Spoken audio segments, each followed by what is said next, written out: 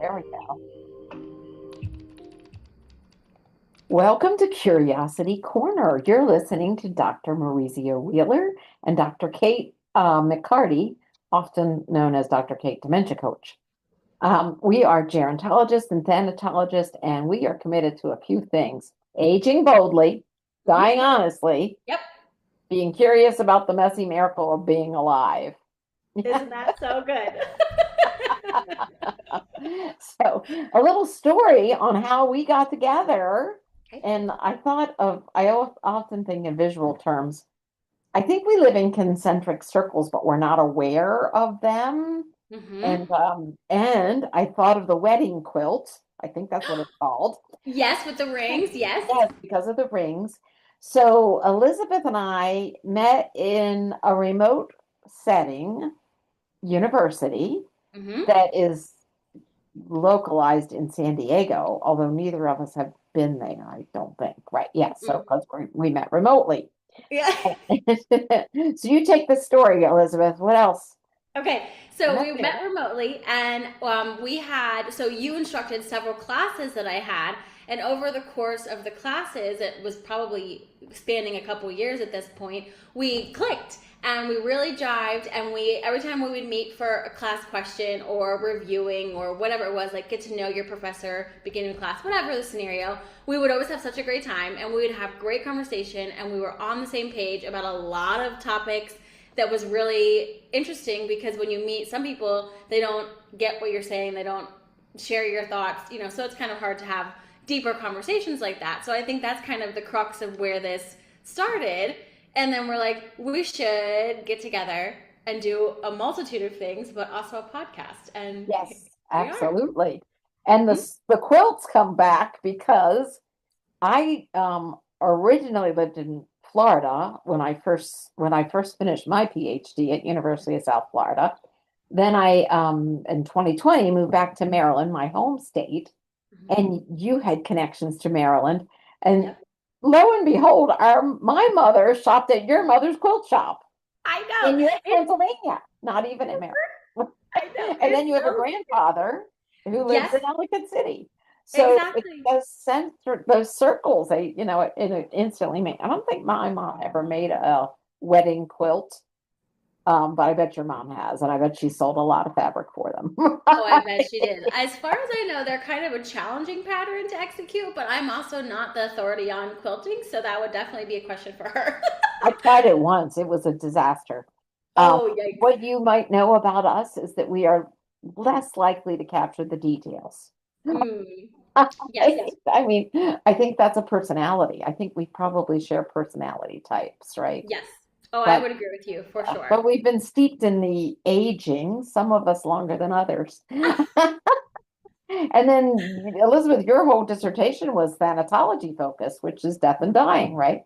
Mhm. Yeah. Yeah. And that was a really interesting focus for me coming from, the activities directing kind of realm, if you will. And then I got really into that when I was doing my graduate work. And I was like, it applies so much more than people think about. So it's nice to kind of start that conversation and really connect the dots because they're there already. Sometimes you just are, blinders on, whatever, because it's a heavy topic. People don't gravitate towards it normally. So that was a really good thing to kind of be able to work with you about because then you had insight as well. So that was really Yeah. fortunate. Yeah, and it was good for me to trade out of the because I am so steeped in dementia care in my Mm-hmm. research focus that to go back to the broader look at thanatology, and you know how life is, it's much broader than I feel like as a world, as academics, as medical professionals, there's a siloing that people get really stuck. And like I'll never forget recently, Mike was having tremors and we went to a neurologist and he also always worries about his brain health. And she said, "Oh, I'm only a movement neurologist." And I'm like, but then when you overlook at the complexity of the brain, okay, I hear you, right? I get Yeah. it. But I think Yeah. sometimes we need to get out of our little slice of the pie a little bit. And, Yes. I brought food into it right away. Of course. Why not? Food I is know. amazing. So when we were talking about starting this, we are talking about your geography right now. And Right. so you want to tell people a little bit about where you're at? Yes. So I'm currently in the country of Italy for my husband's job. And I have really enjoyed getting like the flip side of the coin in terms of everything culturally that's very different from the United States, including food, So I've been living it up, food wise for sure. But it's really nice to kind of be somewhere new and experience new things. And especially, things that we used to talk about daily, you can see from, like I said, the opposite side or maybe a similar side, just done a different way. So I Right. really am enjoying that. Yes, it's interesting because, you know, for me, Italy always has a romance, but it's because of Under the Tuscan Sun, right? And That's the best I movie. know, I know. Well, and yeah, are there any bad movies from Italy? Probably war movies, Oh, right? for sure. Nobody's really fond of Mussolini. However, if Yeah, it's a we won't go into romance, those. it's like, yes, give me a villa, all right? Or like a great renovation story, or like Yeah. a meet cute coming back to see your grandmother, and there's an Italian gentleman or a lady or a Oh, person. oh, absolutely. So, because you're kind of in a rural area Hmm. and you are a gerontologist, what have you noticed that's different from the movies? Oh, yes. So there is a lot to look at with this question for sure. So, one of the top things I've noticed that is different from movies or maybe a perception people have is the care of older adults. So, when you're walking around a town, this is very much like many of the areas in Italy, is very walkable, very bikeable. But it's such a diverse picture because sometimes you see older people using their walkers and they're on the cobblestones bumping all around. They have bags hanging off of them, and there's usually a middle-aged person with them, so you can assume maybe family, friend, what have you, and they're helping them navigate, steer. So that's something you kind of see in the United States, maybe not someone walking on the streets with their walker like to get groceries, to go to the store, but maybe around a mall or what have you. But this is for traversing from home to errands. And then on the flip side of that, what really blew me away was that since this is a bicycle town, you see a lot of older people on bicycles. No. And like, not just like Ricky, like trying to not fall, like looking real sketchy. They're zooming. They are out of here. And they have like that shock white hair. So they have to be older, so Um, 60s, 70s, 80s, at whole realm. And they're killing it on the bicycle, and right. they're just like, they have bags, they're balancing, and then when they come to like a stoplight or some type of crosswalk or something, they can just like hop off, so chill, hop on and get going. And I'm like, the diversity here, like I don't think in the States you see active older adults, but usually that's at a very gym setting, a very kind of like intentional setting, so like exercise classes, what have you. You just don't see them, doing gymnastics in the road on and off their bike. So Right. I that's know. that's the biggest thing I have been noticing for sure. Yeah. I can't see that here. I mean, when I think of rural Maryland as an example, or rural Pennsylvania, you Hmm. take your life in your hands if you're going to be on a bicycle, unless you're like in $1,000 bike with a full helmet with a whole team of cyclists and you're committed. But Yeah. it's Yes. not this point A to point B, Yeah. right? Very Yeah, it's not a little. mode of transportation really in the United States, unless you're in one of those small towns, but I think that's still very rare from what I am aware of. Yeah, I can't think of any. Even the beach towns. Yeah. When I think of Bethany Beach, one time we rented a tandem and it was a sign that the marriage wasn't going to work. Can't tandem, can't stay married, I know. that's what they say. Right? We took dance lessons. That was probably a sign too. I know because there's always the, two leaders. the You rhythm's can't off. have two leaders on a tandem. You just can't. Somebody has to be Yep. follower. And like, well, Yep. you need to sit in the back one, buddy. Yeah, get going. I, so okay, so I'm hearing no helmets. Yep, no Bust helmet. my pearls. Oh, I know. I did the very same because when I was watching these people, they're on bikes and there's traffic. They're in the road with the cars, on the sidewalks with the pedestrians. They kind of have like free reign around the city. So there's bike lanes, but you Free don't range have to stay elders. there. Yes. Oh my God. All over the place, doing all kinds of stuff. Who knows? So it was so funny though. But then you look around and you're like, where is the safety gear? Are you worried about scuffing a knee or falling and cracking your head open or like elbow pads, Nothing. Absolutely nothing. No, I bought myself a helmet because, I'm from You're America gonna be, and I'm going to you're gonna be probably the look, geek. Everyone's I gonna make know. fun of you, man. Yeah. Right? They're gonna be like, You're an American. yeah. You need to open your mouth. Exactly. I'm going to give myself away, among multiple other things, I but know. still, yeah, not a So, helmet in sight. oh wow. Yeah, I Yeah. wonder what the life expectancy. I think it's good, the life, Yeah. but I didn't do any. I should have studied that before we got on. Mm. But I Mm. also know, of course, you're in the hotbed of the Mediterranean diet, right? Mm-hmm. Mm-hmm. So, and think of the cardiovascular health.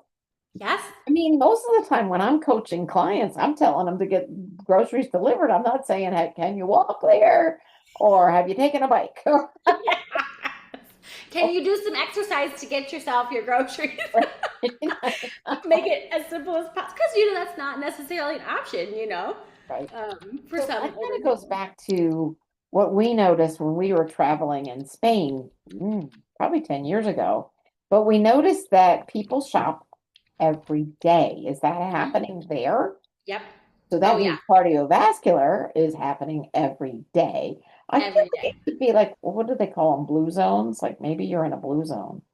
Yeah, I'm close to a blue zone because I think the blue Nice. zone in Italy is in Sardinia, which Okay. is south of me. I have to fact check that actually now. That doesn't, I have a book on it, but I haven't read it in a while. But I'm pretty sure it's in Sardinia, which is south. And that is because you have the Great Mediterranean diet there, but because it's coastal from what I remember, but also because of the constant activity. So when you wake up in the morning, the things you do as your normal like day prep or like grocery shopping or running an errand, even getting medicine from the pharmacy, all requires you walking maybe down some stairs at your house, maybe across several miles to get to the stores. And that is also the return trip. So like not only are you getting time in, you get time out. And if you have to go multiple times a day, like so say stuff around here closes in the afternoon and you just missed your window, you might go home, take a little nap, have a little food, and then have to come back out and do the trek again there and back. Right. Mm-hmm. Wow, that's kind of amazing when you think about, I mean, gym membership here. Mm-hmm. Like I think about that. And that like one of our health benefits from one of our Medicare supplements is you could join a gym. Right. And I'm like, But and like today is a beautiful day in Maryland. That Mm-hmm. that's a little bit bare right now. It's been And so hot. we don't have Canadian heat and we have Uh-huh. no humidity today. So I'm like, okay, today's the day for a walk. But like if I had a reason to go for a walk, yes. I'll never forget years ago, and I was just reminiscing about this with my niece. I would jog with her father. We were both, Wow. yeah, we were both in the same neighborhood. And I remember there was a hill, and I was never a big athlete, but Same. Kevin would say, just imagine there's a cheese Danish in that next mailbox. like I would walk for okay, let me think. What would be a good Italian dessert? Ooh, a cornetto is what they I have would for walk for breakfast. cornetto. Yeah. Uh-huh. Yeah. Tiramisu, cannoli. Oh, I'd walk for cannoli. Yes. Yep. Yep. Yep. Which I Yep. mean Yep. sort of is a little bit counterproductive, but yes, But yes. the amount of miles you're putting in is going to counteract that potentially. So as That's long true. as you do That's practice a true. little bit of like moderation, just like one cannoli, you'd probably be I fine, know, right? Yes. And maybe not do it every day. Mhm. Maybe some days you walk for olives. Exactly. Yeah, Olives are figs are in season. Melons big. are There good you right go, melon. Yeah, there you go. Yes, exactly. Today, yesterday we found some local peaches. It's a now. little early, but they looked Yeah. so pretty. So I have them rather than put them in the fridge because they'll get forgotten and pushed to the Mhm. back. I have them Yeah. lining up on the most obvious spot of the kitchen so I can watch, turn them over, make sure they're ready, and Yes. yeah, to entice because the same thing could happen if there were cookies out and yeah, not good, right? Yes, Right. Yes. It would be right. immediate consumption for me as well. Now, as a thanatologist, have you had time, because you haven't been there that long, have you had time to observe anything about death, ritual, that sort of thing. I'm going to guess they're mainly Catholic, but that's probably an assumption. Maybe Yeah, I'm just, yeah. I can't say that I've seen a big diversity of churches. And it's hard to say which church is which because I'm also very new to the language. So even if it Yeah. were to be labeled, which most of them are not, unless you look on like Google Maps or something, but then mine's still kind of in English. So anyway, there's lots of churches here. When you're walking, you come into them a lot, but I don't know if they're heavily visited. I'm not sure if they're actually open practicing churches because some are just for decoration. Some don't have a home, a family, what have you. Right, right. I don't know, a parish if that's what you'd call it. But um, I think in terms of seeing what they're doing thanatology wise has kind of not, it's eluded me honestly because I've seen maybe one large burial site. So like it was a graveyard. It had the mausoleums. It had the stones. It has the crypt. It's a sizable place, but that's really the only one, and it's really outside of the main city. Now you're going to see older stones in like the courtyard of churches, but they are small, just in like the little front yard, if you will, of the church. Right. So I also have been curious because I was reflecting on this question. I have not seen any type of funeral procession yet, or any type of church having any type of funeral so far. And I do get out and walk on the weekend, so I think if it was happening like on a Sunday, I would probably come across it, I would assume. But yeah, I have not observed too Yeah, much happening in that realm, and maybe the city doesn't have room for it, so they do it outside of the walls as well. So very I'm much. I'm not really sure. Yeah, that would make some sense. I wish, oh, so many times, so many regrets about not keeping coursework, which I'm guessing you probably have some already. You're Ooh. you're newly minted as a PhD, but I think that Mhm. I wish I had saved all my thanatology textbooks because there was one that talked about the rituals of death in medieval times, and the closer you were buried to the church, the holier you were. Oh, dang. So there was like Okay. some serious, and there was some serious pilings of. You had to get very close, Yeah. right? Because We need to be right next to the church. Yeah. embraced, yeah. And so it was it was a real curse against your future, whatever that Mm, might look like, if you were buried away from the church. So that had to be a struggle, but it yeah. was definitely also the plague played into that somewhat, right? Okay. That makes sense. So there's been Yeah, some, that's and interesting. I think of black bands on the arm possibly is something that I would maybe expect a European funeral, or there was a time where they would put black on the door, someone who had Yep. died, right? Yep. But then I also think there may be a little bit of a thing about doing it on a Sunday. I'm not sure. Oh, okay. So not the Right, right. correct day for a funeral. Yeah, but it all depends on we are, I'm going to say evolving. I don't know if it's evolution, but we're changing. I signed Yep. up for a webinar. I'm sure I won't manage to get there because I never do. But Oh. because I want to know I'm looking at cost effectiveness and ecological impact. And I know because I did my thanatology degree here in Maryland, we had a more expensive cremation package because in Maryland we required more air pollution filtration from the crematorium, where, Ah. if you go across the line, it's cheaper. Right. Interesting. But I mean, we all are living with the realities of air pollution. It's just been added as a risk factor for dementia. Oh, yeah. I Yeah. mean that So, that's yeah. So tragic. you're like, so full circle, because I don't want to lose track of this particular question. Oh, right, right, right. Have you noticed anything about family structure? Like that middle-aged person that's walking beside or biking beside the older person. I guess the bikers don't need anybody. Yeah. Right. The They're good. fabulous people with the walkers. Do you Mhm. think it's family or is it a paid? I don't know. I feel like it is family, and this is going to be just an assumption on my part because I not only can I not ask them yet because I don't really speak Italian that well, but I also pick up on like facial features, and Italian facial features are very telling for family, much like many other cultures. You can kind of see similarities: nose, ears, shape of the face, eyes.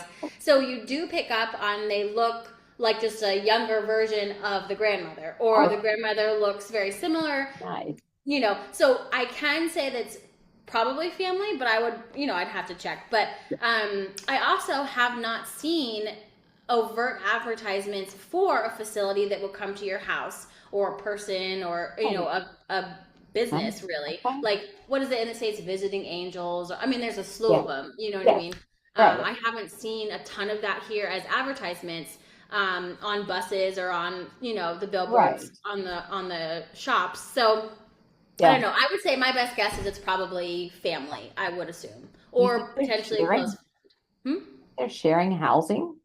I would think so. I would Oh, say, from what I've seen about houses that I've been invited to, from what I've seen, it's a family compound. So like when you walk in, you might have like your parents in one side of the house, and it's been divided, and like the daughter's in the back, her family's over here, or maybe it's like daughter son and his family. You might have like friends, or like aunts, uncles in another part of the house, but it does seem like that stays in the family. As an example, we went to a Parmesan making, I wouldn't call it a facility, but it really was just their house. Like they just had it at you their guys house, have but they so had a much grand fun. scale. Yeah, I know. It's so much fun. And I wasn't trying to brag, but it's so much fun. I Um, but yeah, it was just on their property. So like you literally drive to their house.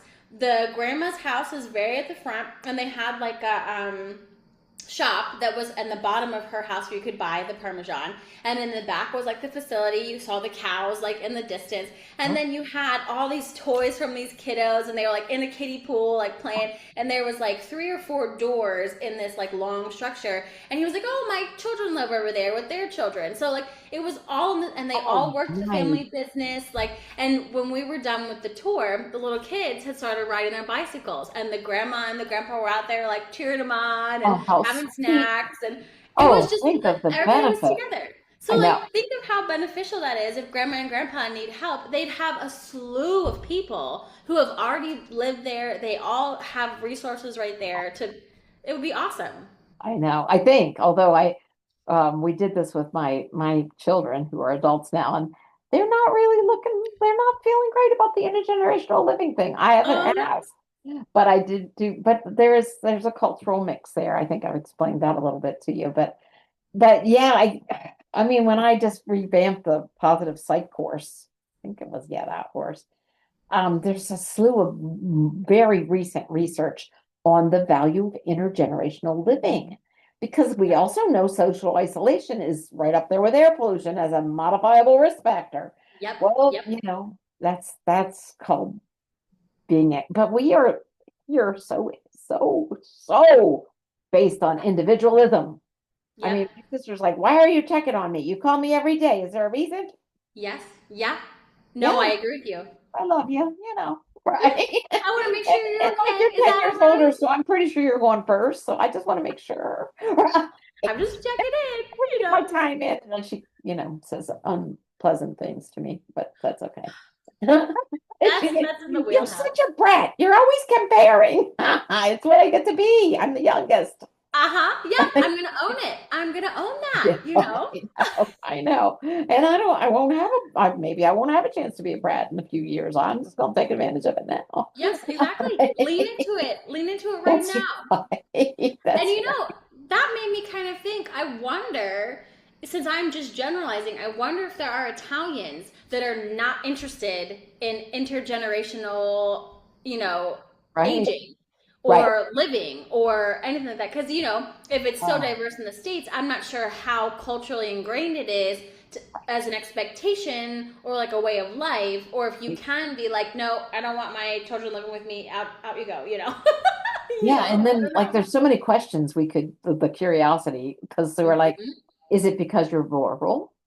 Is Yes. it, because we know from a marketing perspective, it's much harder to get clients and to get care to the clients in a rural area than in an urban area. Yep. Even in assisted living world, the assisted living that is on the bus line is easier to fill than the assisted living that's outside the bus line. Yep. And Oh, we're for sure. talking and completely pricier Mm-hmm. because it's all about real estate, right? Yep. So there's so many factors that you get to look into. So how long will you be there? Because we want to do the podcast, and I can imagine us keeping Italy out of the situation. Oh, no, no, that we'll have to include them for sure. So I'll be here for around 3-ish years, maybe Oh, four, good, depending. So we'll good. have lots of time to delve in. I should hopefully master the language.